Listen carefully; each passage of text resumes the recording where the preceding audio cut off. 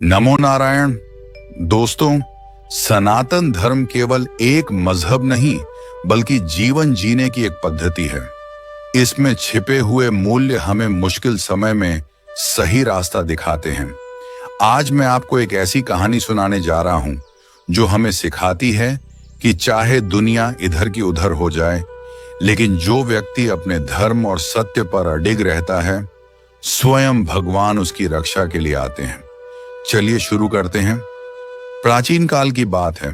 एक प्रतापी राजा थे जिनका नाम था सत्यव्रत। वे अपनी प्रजा को संतान की तरह मानते थे।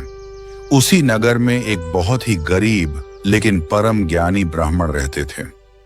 ब्राह्मण का नियम था कि वे कभी किसी से दान नहीं मांगते थे, केवल भगवान के नाम का जाप करते और जो कुछ खुद मिल जाता उसी में संतोष करते थे। एक बार राज्य में भयंकर अकाल पड़ा। राजा सत्यव्रत ने अपने भंडार खोल दिए, लेकिन अकाल इतना लंबा था कि सब कुछ समाप्त होने लगा। राजा परेशान थे।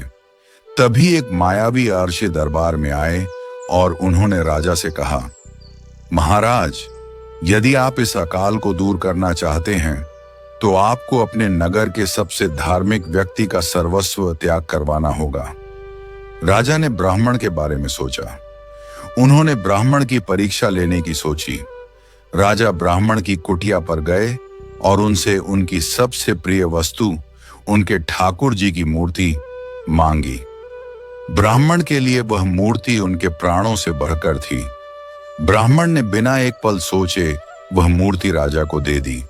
उन्होंने कहा, महाराज, अगर मेरे ईश्वर के जाने से प्रजा का भला होता है तो मैं सहर्ष यह त्याग करूंगा। लेकिन परीक्षा यहीं खत्म नहीं हुई।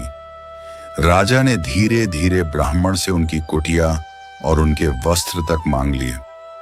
ब्राह्मण भूखे प्यासे एक पेड़ के नीचे बैठ गए, लेकिन उनके मुख पर अब भी वही शांति थी। उन्होंने कहा, सब कुछ भगवान का था, उन्होंने ले लिया, मैं तो सिर्फ एक निमित्त मात्र था। ब्राह्मण की अटूट श्रद्धा देखकर स्वयं भगवान विष्णु प्रकट हुए।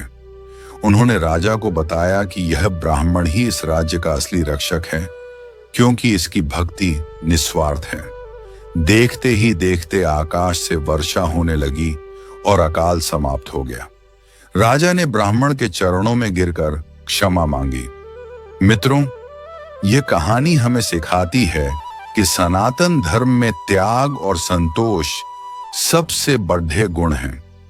जब हम भगवान पर अटूट विश्वास रखते हैं तो वे हमारी परीक्षा तो लेते हैं, लेकिन हारने कभी नहीं देते। अगर आपको यह कहानी अच्छी लगी हो तो कमेंट में जय श्री कृष्ण जरूर लिखें और हमारे चैनल को सब्सक्राइब करें ताकि हम आपके लिए ऐसी ही सनातन कहानियां लाते रहें।